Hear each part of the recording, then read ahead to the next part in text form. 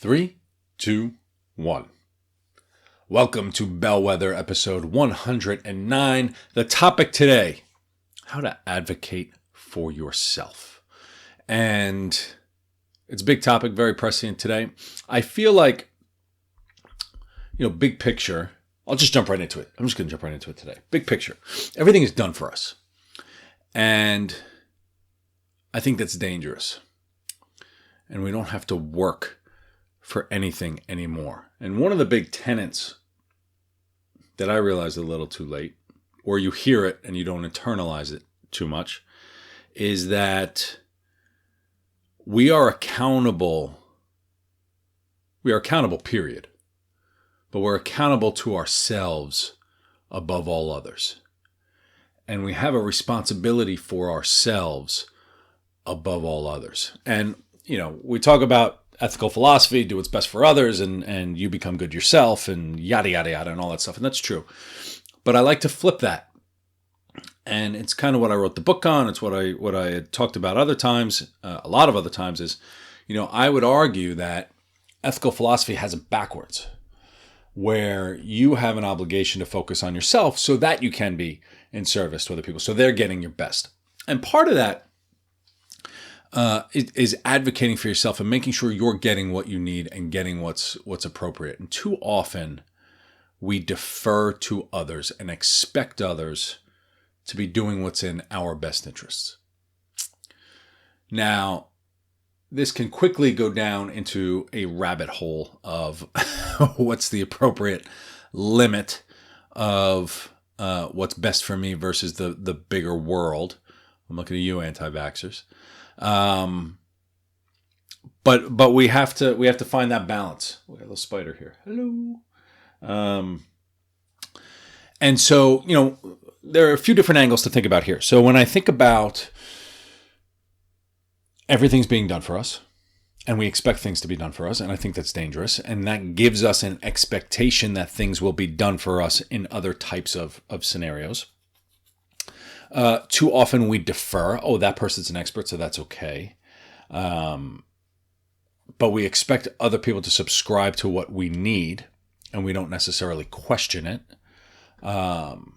Oftentimes we're told we're supposed to be humble and just take what we're given.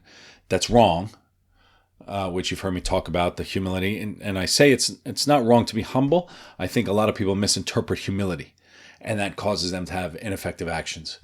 So I would say it's wrong to be a lot of these things. So it requires us to just think differently, but it gives us an additional responsibility. And that's what I want to talk about today. Because there is a much larger picture than ourselves. And so we can ask good questions. There's an appropriate way to advocate for ourselves, but at the same time, we have a responsibility to the larger world around us. And how do we find that balance in a really appropriate way? The big news this week was this professor at Princeton who got fired. Not at Princeton. He used to be at Princeton. Now he's at NYU. He was retired from Princeton. Now he's a chemistry professor at NYU. And he got fired because there was a petition of about 80 kids in his organic chemistry class or something who said the class was too hard. And he got fired. And there are two people on both sides of the camp. And the people, they advocated. They said, look, people are getting zeros on these tests. It's impossible to pass, and you're ruining our medical careers. Valid, I suppose. But then there were the people who worked with the teachers saying, look, we gave them all these resources. It's more of a recent problem. It's the same class we've had before. These people never opened the resources that we gave them. And so, they tried to make these adaptations that people didn't adopt. Other people were fine who went through the extra stuff and did the extra work and kind of worked hard to do it. And so what's that balance to advocate for this group and making sure that people are getting what they needed to be successful? So you have an obligation to do work. You have an obligation to adapt. You have an obligation to mold yourself into what a larger picture is doing. But at the same time, you have to ask for help and do what you need in advocating for yourself. So first, what does that mean? Let's talk about what advocating for ourselves really means, because advocating is a big word. It's not just complaining and having people do what you want. It's making sure that people are answering what you need and answering your questions, asking really good questions to make sure that you're getting what you need. This could be in the workplace. This could be medically. This could be educationally. It could be whatever you need. And when we talk about advocation, it's not about dictating your will on other people. That's not advocating for yourself, but it's openly and publicly supporting ourselves, which is different, very, very different than just imposing your will on everyone else.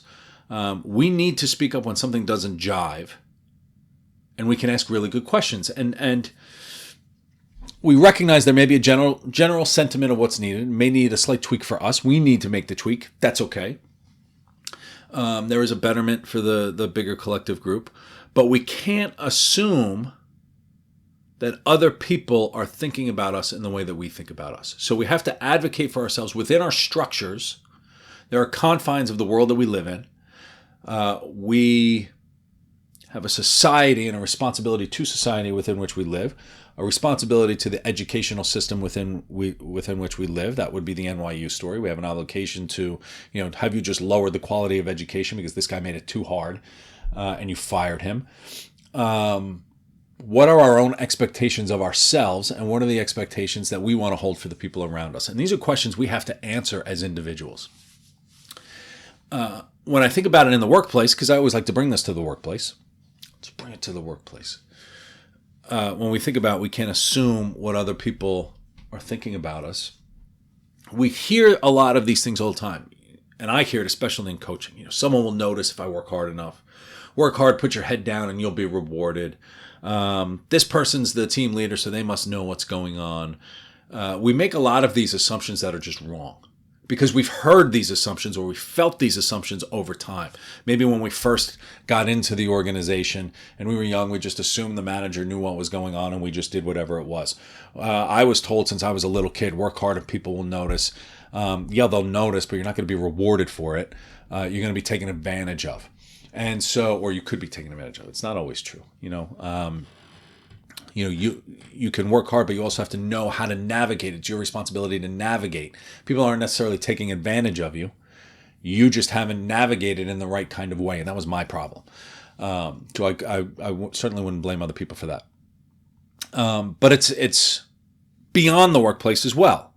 And when I think about, how to take action, right? And this is ultimately what it comes down to. We have an accountability to ourselves to take action in the best way for ourselves, right? So you can work really hard. Don't wait for someone to tell you and recognize, because people are busy thinking about themselves.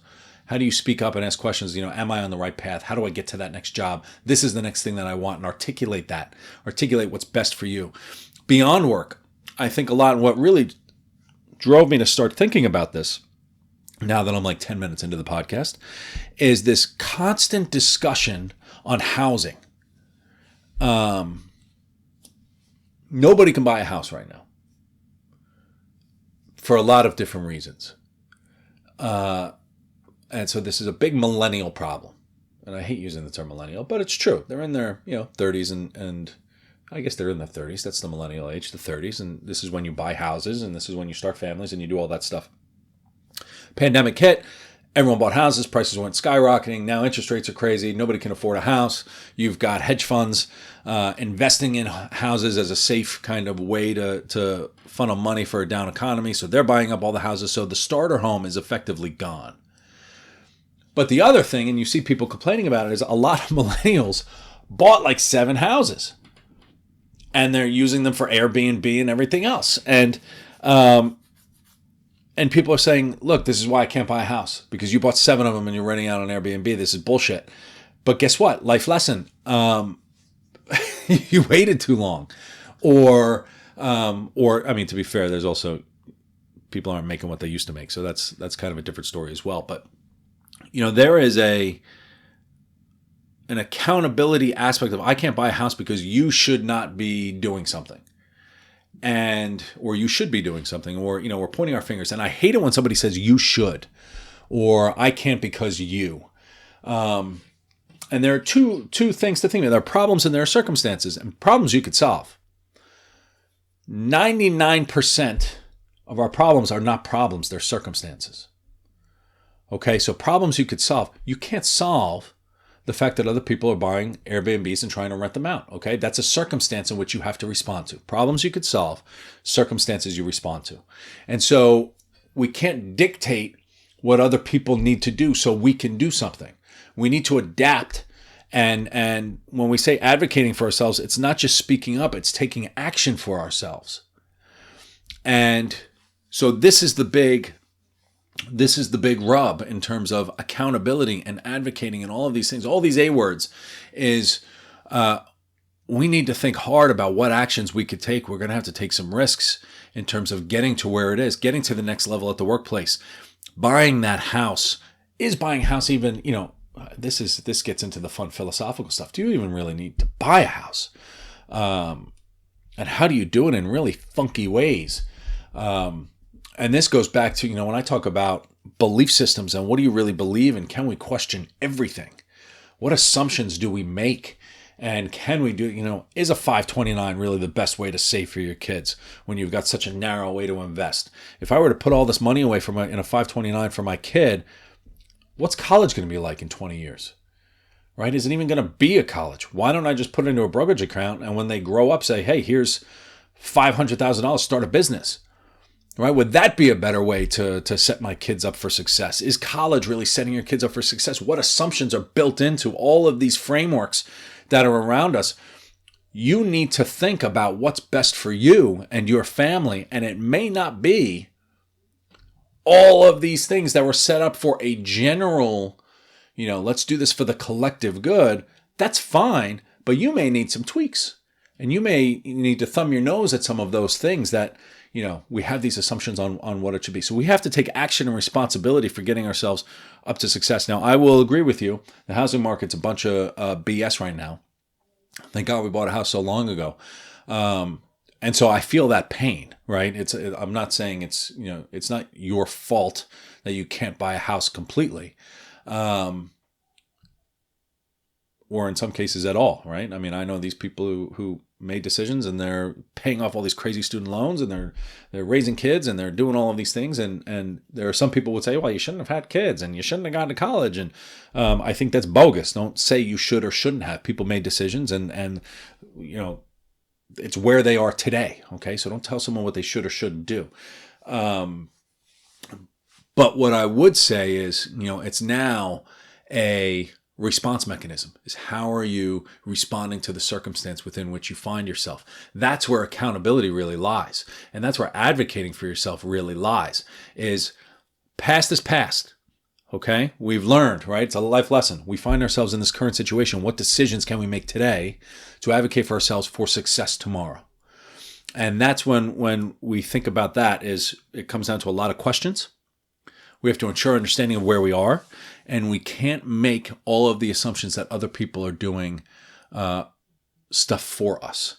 Nobody can do it for us. You have to take control and you have to take action in order to make it. So a little bit of a ramble today, but I think it's an important reminder that life gets easy with all this technology and things are done for us. We get all our news just hand fed to us in the morning. We get all of our refrigerator tweets us or texts us when we're low on carrots. Everything is done for us, and we forget that we have a responsibility to take action and think for ourselves. And so advocating for ourselves, thinking for ourselves, and making choices for ourselves are an incredibly important part of life. And that is true at home, in the workplace,